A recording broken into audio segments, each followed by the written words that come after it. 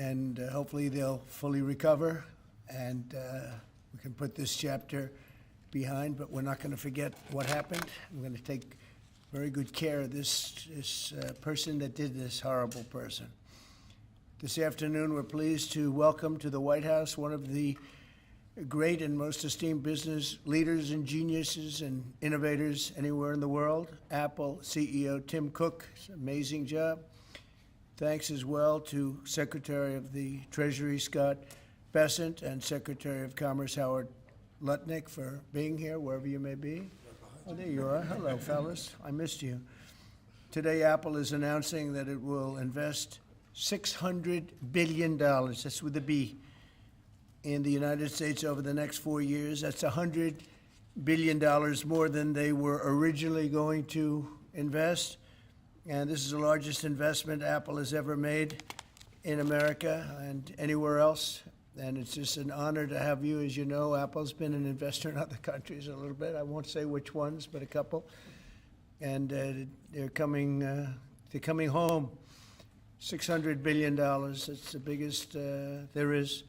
The company is also unveiling its ambitious new American manufacturing program, which will bring factories and assembly lines across our country all roaring to life. Areas that were not doing so well are doing very well. We have about $17 trillion coming into the United States, which is more than ever before. That's never even come close. There's never been anything like it. Even you, that's even a lot of money for you. But we have commitments of more than $17 trillion. That was as of a couple of weeks ago. These investments will directly create more than 20,000 brand new American jobs and many thousands more at the Apple suppliers like Corning, Broadcom, Texas Instruments, and Samsung, who all deal in that world. As part of this historic commitment, Apple will massively increase spending on its domestic supply chain for the iPhone and will build the largest and most sophisticated smart glass production line in the world in Harrodsburg, Kentucky, which is a great, actually, I did very well there. I like it because I see I did very well there. I did very well in Kentucky, but it's a great place. You're going to be very happy.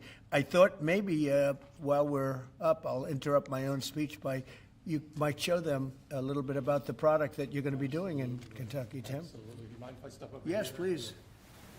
This bond was made in the U.S., California, and this glass comes off the Corning line. It's engraved for President Trump. It's a unique unit of one. It was designed by a U.S. Marine Corps corporal, a former one, that works at Apple now. That's good. He's done well. Designed it for you. And the base comes from Utah and is 24 karat gold. And it sits, I'll take the liberty of setting it up. Wow.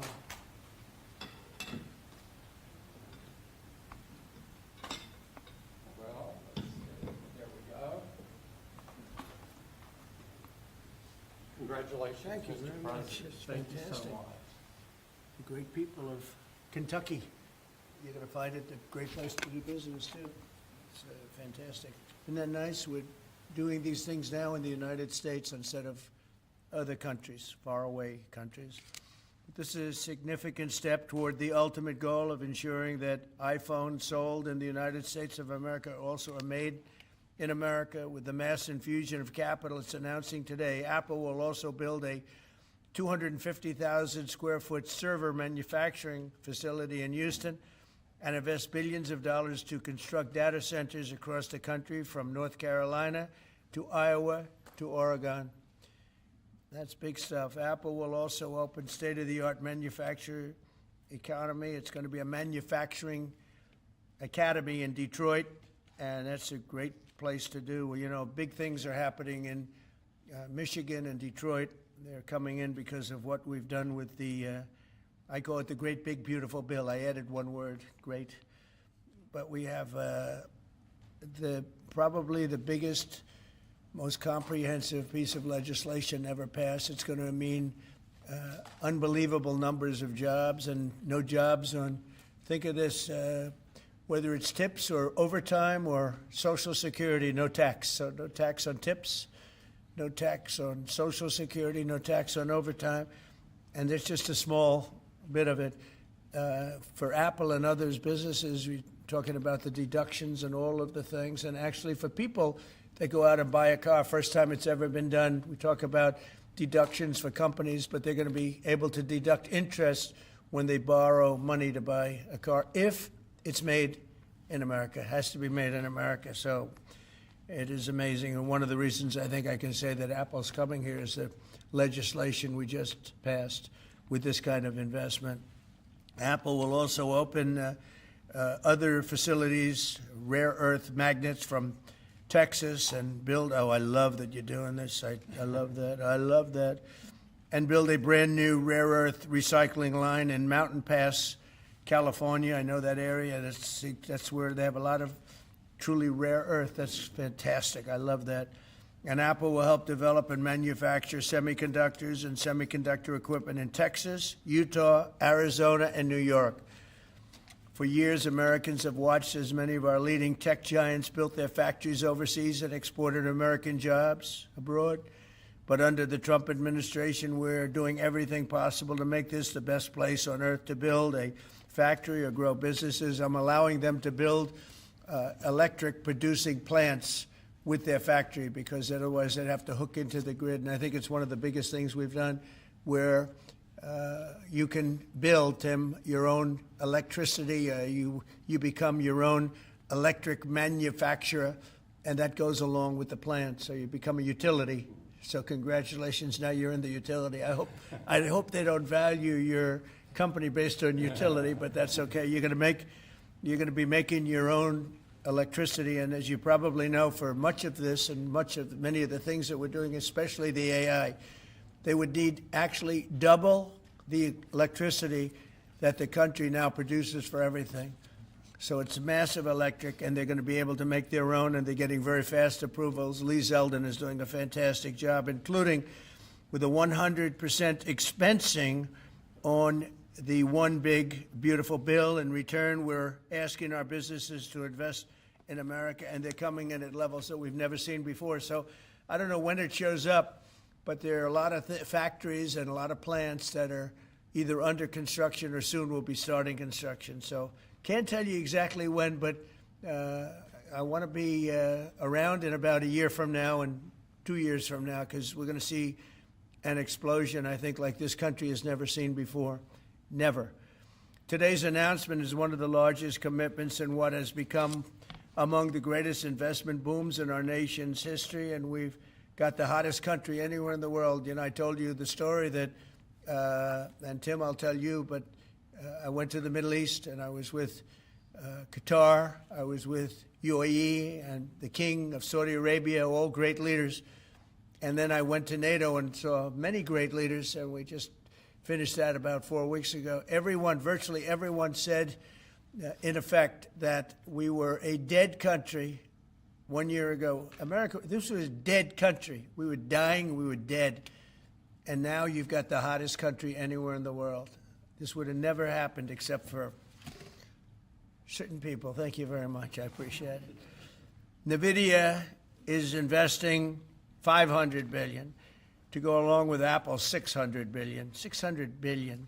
Micron, great company, is investing $200 billion. IBM is investing more than $150 billion.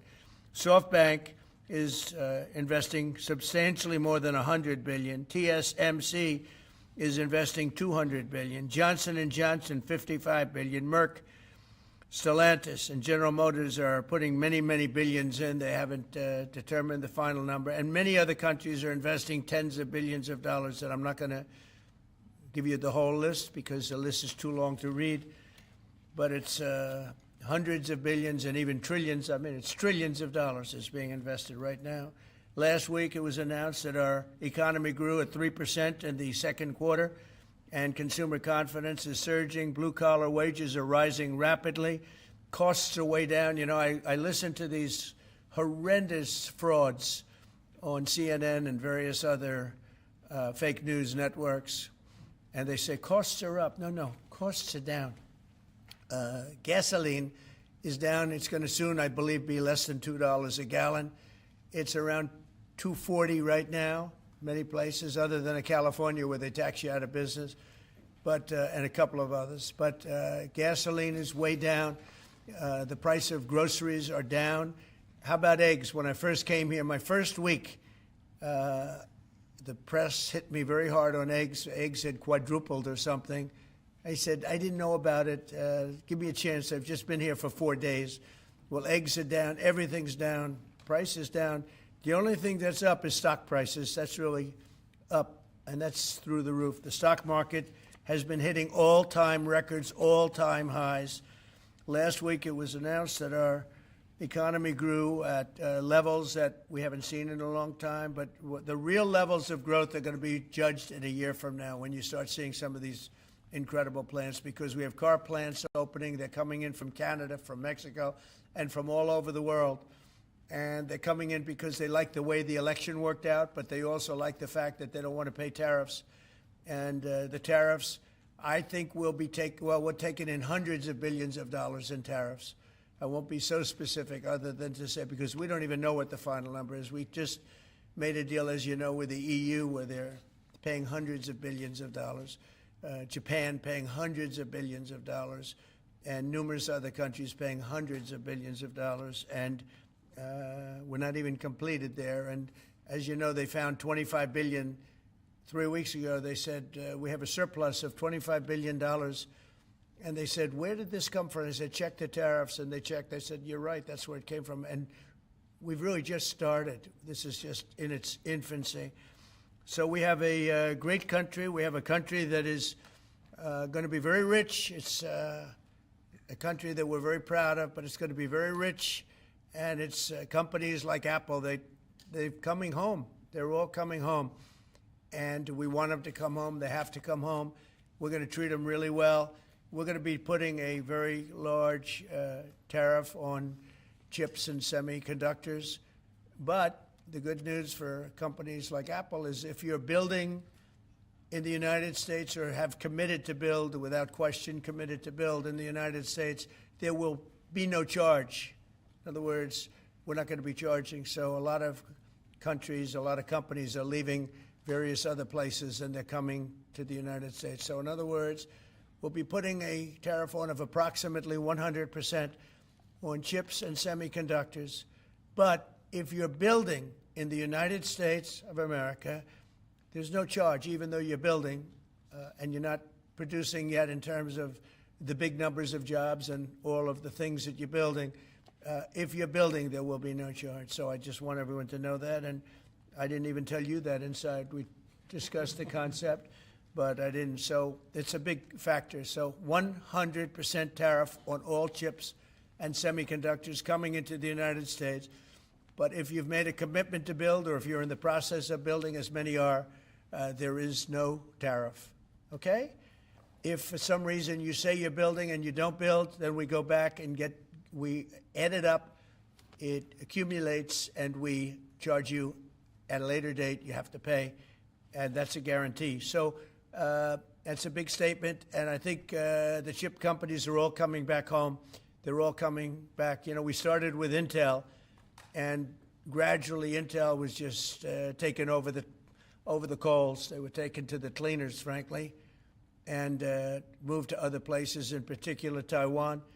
But I think a lot of those companies are coming back, and they're coming back very rapidly. So that's a big statement. 100% tariff. I want to thank you very much. Tim, would you like to say a few words about your company, please?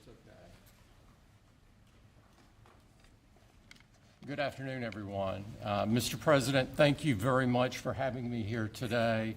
You've been a great advocate for American innovation and manufacturing, and I'm grateful for your leadership and your commitment. That's a commitment we share at Apple because American innovation is central to everything we do. Our products are designed here, we're hiring and growing here, and we support 450,000 jobs with thousands of suppliers and partners in all 50 states. Earlier this year, we made our largest ever spending commitment, $500 billion to the U.S. over the next 4 years. That's already yielding results. Earlier this year, we broke ground on a new factory in Houston to make advanced AI servers, And just last month, the very first test unit rolled off that factory's line, proudly made in America. President Trump shared some kind words about that work, but he also asked us to think about what more we could commit to doing. And Mr. President, we took that challenge very seriously. I'm glad to be here with you today, and I'm very proud to say that today we're committing an additional $100 billion to the United States, bringing our total U.S. investment to $600 billion over the next 4 years. As a part of this, we're launching Apple's American Manufacturing Program. It will spur even more production right here in America for critical components used in Apple products all around the world. And we're thrilled to announce that we've already signed new agreements with 10 companies across America to do just that. First, with today's announcements, I'm proud to say that Apple is leading the creation of an end-to-end silicon supply chain right here in America, from design to equipment to wafer production to fabrication to packaging. In Texas, we're working with manufacturers like Texas Instruments, Global Wafers America, and Applied Materials. We're working with Amcor in Arizona and Broadcom and Global Foundries in New York. Thanks to President Trump's vision, and with his help in his first term, we also led the way to bring TSMC to Arizona by committing to be their first and largest customer. Today, they're producing tens of millions of chips for Apple using one of the most advanced process technologies in America today. We're going to keep working with our suppliers to move even more of this incredibly advanced work to America. And this year alone, American manufacturers are on track to make 19 billion chips for Apple in 24 factories across 12 different states. Second, we're committed to buying American-made advanced rare earth magnets developed by MP Materials, which will become part of Apple's devices shipped around the world. MP is the only fully integrated rare earth producer in the United States, and with this partnership, they'll be significantly expanding their flagship facility in Fort Worth, Texas. We're also thrilled to work together on a cutting-edge rare earth recycling line in Mountain Pass, California. And third, in Kentucky, we've worked with our partners at Corning to build the world's largest and most advanced smartphone glass production line. And I'm pleased to announce that very soon, this is for the first time ever, every single new iPhone and every single new Apple Watch sold anywhere in the world will contain cover glass made in Kentucky. In addition to the American Manufacturing Program, we're also significantly growing our investments in AI, including expanding data center capacity in North Carolina, in Nevada, in Iowa, in Arizona, and Oregon. So we're going to keep making investments right here in America. We're going to keep hiring in America. And we're going to keep building technologies at the heart of our products right here in America. Because we're a proud American company, and we believe deeply in the promise of this great nation. Thank you all, and thank you, President Trump, for putting American innovation and American jobs front and center. Thank you, sir. Great honor. Thank you. Very much. Thank you. Appreciate it. What a job he's done.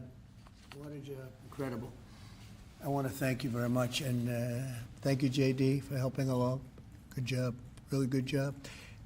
Any questions, please? Mr. President, Yes. you promised on the campaign trail to bring forth a manufacturing renaissance. You just mentioned $17 trillion in your first 7 months or so. Right. Can you talk about how an investment like this, all the other ones that you laid out, will positively impact the millions of Americans that trusted you with their vote? Thank you very much. It changes our country. I mean, our country is a very different country than it was 6 months ago. And people like Tim are coming. We had Micron in yesterday. We had all of the big, great companies that you read about, you don't know about, but you read about. Many of them were making products outside of our country. Foolishly, we lost them. If we had the right person sitting in that seat, that would have never happened 20 and 30 years ago. When you look at the chip business, it would have never left our shores. We had 100% of chips originally, and then we slowly got taken down to nothing. We have the biggest chip companies, to both of them, but we have the biggest in the world coming in. They're going to Arizona and beyond. And we're going to have, in a short period of time, we'll be up to almost 50% of the chips from starting in nothing. And that's something. But we have the greatest companies in the world coming into our country. And that means jobs, and it means wealth. And wealth means security for our people. Okay? Brian? Yes, sir. Congratulations on this investment, President Trump. And Thank you. With a great example of putting America first. What does the labor force look like to fill these jobs that you have? Do we have enough skilled American workers to fill these? Well, we do have a lot of workers, and we have a lot of workers that hadn't been looking for work because they were disincentivized, frankly. And people like Tim have tremendous schools and training centers that they build along with big plants where they train people on whether it's glass, like in Kentucky, or computers, or whatever they might be doing. It's a complex world, and they train people, and they do a great job. So it's a whole new workforce. Now, we have a lot of them in energy because, you know, they've always liked energy. As you know, coal has opened up and opened up big. We brought it back and brought it back in a very large way. You know, China's right now building 58 coal-fired plants, 58 big ones. And here we were saying we don't take coal. We have more coal than anybody else in the world. We have more oil and gas than anybody else in the world. But we have tremendous energy jobs, and the energy, as you know, we're booming with energy. And that's why the gasoline prices are down. Costs are down. I just hope when they watch these shows, I watch this, I won't use names because I just make them better known, that nobody knows who they are. But I watch this group of people on CNN and MSDNC too, the same thing, where they say, well, costs have gone up. Costs haven't gone up, they've gone down. I'm telling you, the thing that's gone up is stock prices, and success of our country. Our country is really, really doing well, successful. Yes, ma'am? Yes, Mr. President, have Putin and Zelensky agreed to a summit yet? And where and when would that be? Well, there's a very good prospect that they will. And we haven't determined where, but we had some very good talks with President Putin today. And there's a very good chance that we could be ending the round, ending the end of that road. That road was long and continues to be long, but there's a good chance that there will be a meeting very soon. How close do you think you are to a deal? Excuse me? How close do you think you are to some kind of deal? Well, I don't want to say.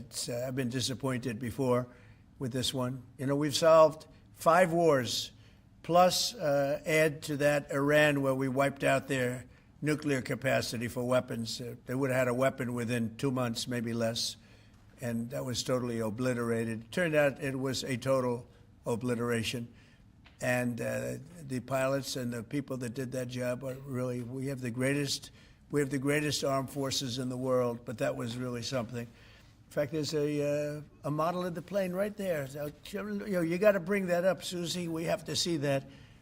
Look at this. This was just given to me. You know, we ordered brand new B-2 bombers. This is a plane that over a period of 36 hours of constant flying. Look at this. So this is the brand new one they just ordered. Similar, but actually quite different. It's new and enhanced. It's an amazing machine. It went 36 hours. We had 52 tankers up in the air loading up our planes because this was surrounded by F-22s and F-35s, and it was flawless, Tim. Even you would say it was flawless. And every one of those bombs hit their target. And then we had Tomahawks shot in from a submarine 300 miles away, and they hit every single Tomahawk hit its target. It was amazing. And that was a big threat. That was a nuclear threat. And here's the new one that we just ordered, a large number of them. I'll put it up. Mr. President, what was the breakthrough today? Did Vladimir Putin make some kind of concession that he hasn't been willing to make before? I don't call it a breakthrough. I mean, we've been working on this a long time. There are thousands of young people dying, mostly soldiers, but also, you know, missiles being hit into Kiev and other places. But in terms of soldiers, I think Russia's lost over 20,000 since the beginning of the year. 20,000. And I guess the estimate for Ukraine is about 9,000. It's a terrible situation. We want to get it stopped. You know, we don't have American soldiers there, but I feel I have an obligation to get it stopped. This was not my war. This war would have never started, not even a chance. And it didn't start for 4 years. It went 4 years and didn't start. But this is Biden's war. This was on his watch. And, you know, it's funny. We had no land was taken from Trump. It was taken from Bush. It was taken from Biden. The whole thing they would take from Biden if it weren't for us. But it was taken by Obama. Take a look at what was taken with all of the land that was taken. Nothing was taken by Russia from us. Not 1 ounce of land was taken. I'm here to get the thing over with. It would have never started if I were president, and we're here to get it stopped and get the death stopped. Yeah, please. Mr. President, in the past, you said you would know if Putin was passing you along. What Yeah. gives you any confidence that he is or isn't doing that this time around? Can't answer the question yet. I'll tell you in a matter of weeks, maybe less. But we've made a lot of progress. And as you know, we put a 50% tariff on India on oil. They're the second largest. They're very close to China in terms of the purchase of oil from Russia. But so I don't know if that had anything to do with it. But we've had very productive talks today. Yes, ma'am? President Trump, on federalizing D.C., are you considering taking over the D.C. police? Is that an option on the table? We're considering it, yeah, because the crime is ridiculous. I could show you a chart comparing D.C. to other locations, and you're not going to want to see what it looks like. It was just up on television, actually. They were showing it. Now, we want to have a great, safe capital, and we're going to have it. And that includes cleanliness and it includes other things. We have a capital that's very unsafe. You know, we just almost lost a young man, beautiful, handsome guy that got the hell knocked out of him the night before last. And I'm going to call him now. We wanted to give him a little recovery time.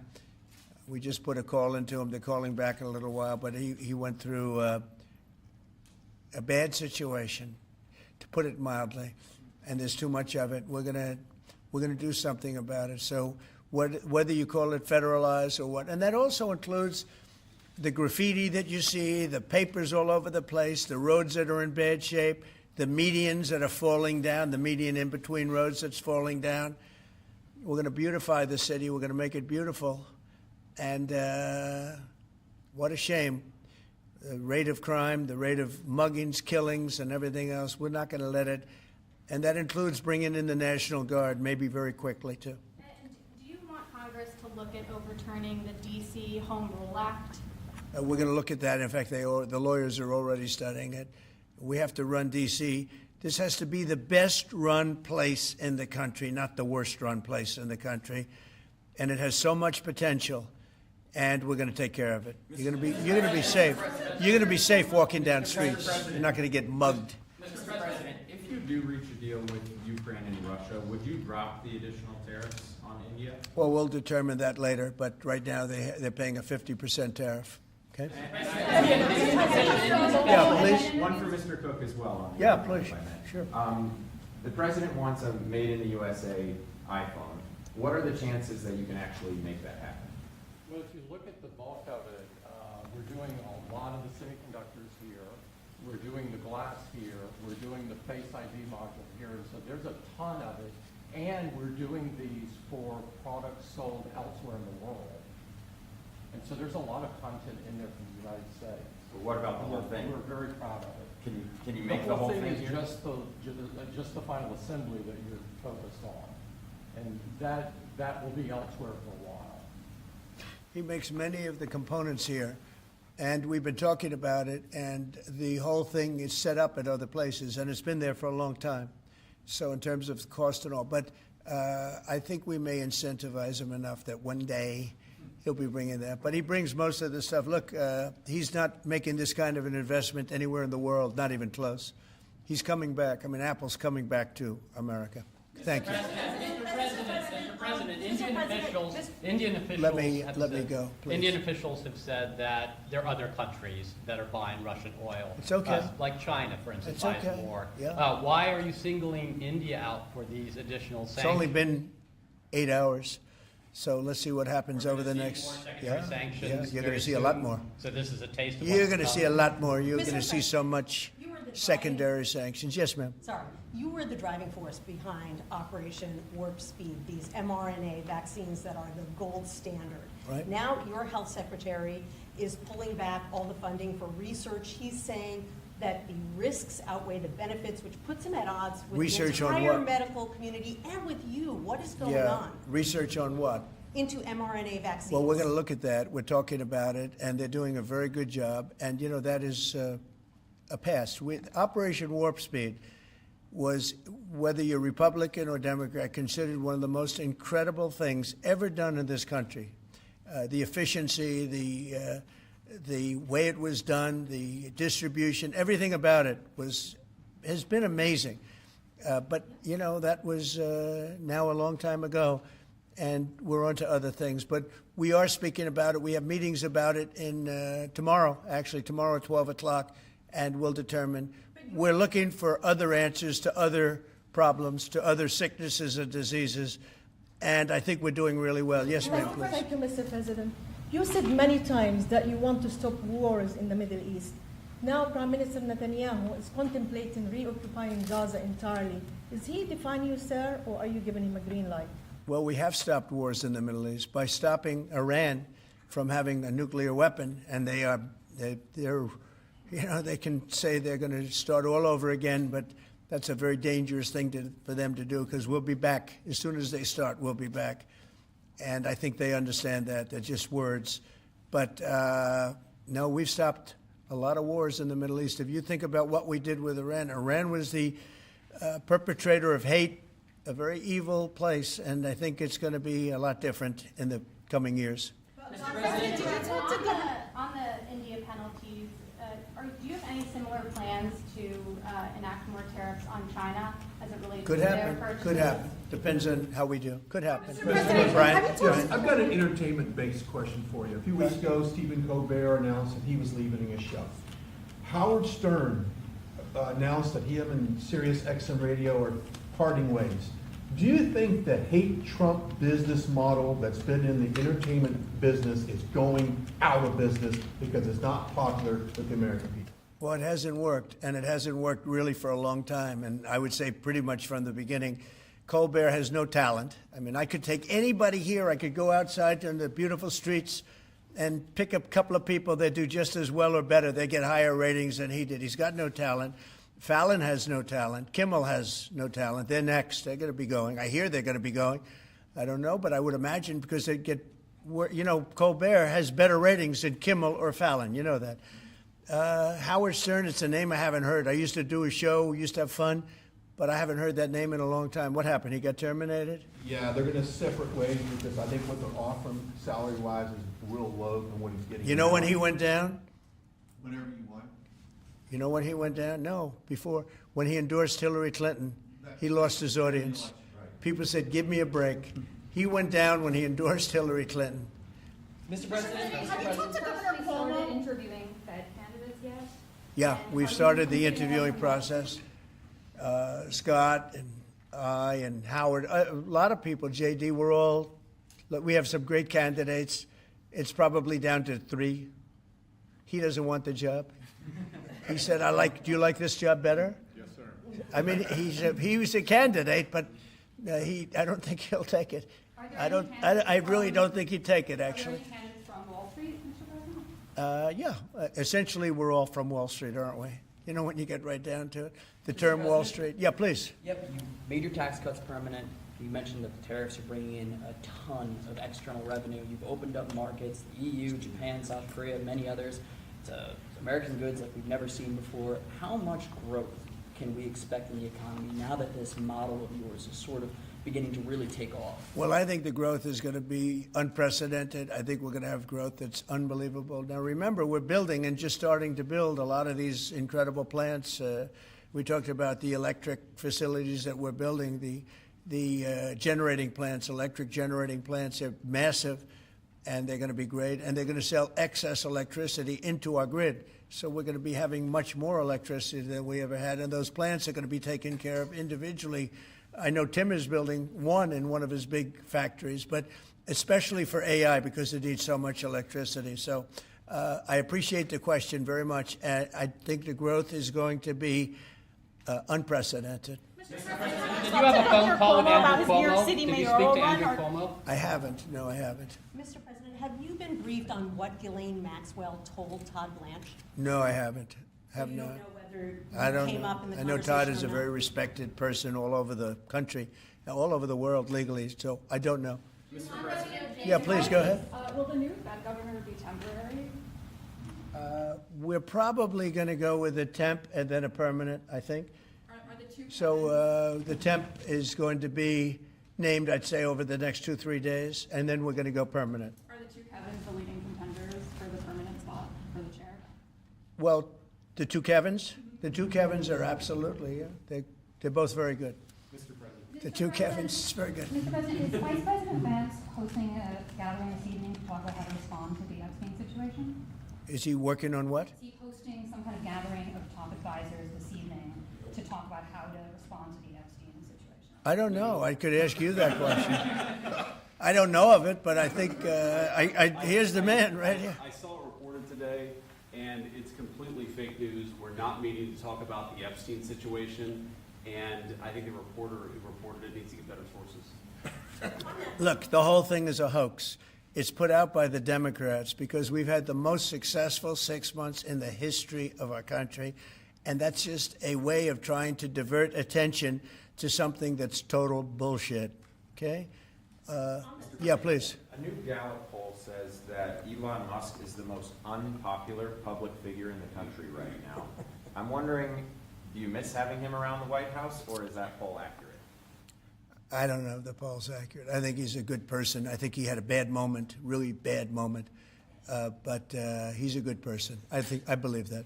President Trump, are you keeping that 10 to 12 day deadline? China facing potential secondary sanctions for Yeah. Russian oil. Them having that tariff or sanction rather, or not, hinges on what going forward? It may happen. I mean, I don't know. I can't tell you yet, but we did it with India. We're doing it probably with a couple of others. One of them could be China. Yes. Are you keeping that 10 to 12 day deadline that you had given Russia after today's talks? Yeah, we're pretty much getting close to it right now, but we're having very serious talks right now about getting out of Ukraine, getting it settled, getting it ended. Should have never started, would have never started. If I were president, it would have never started. I want to thank Tim Cook. He's a great, great man, a visionary, a businessman, just about every quality he can have other than athleticism. I don't know about that. I'm looking at him. I'm not 100% sure about you. You're a good athlete. I'll bet you're pretty good. I think he's good at everything, but I want to thank you very much, Tim. Thank you, sir. Congratulations. Thank you all very much. Thank you.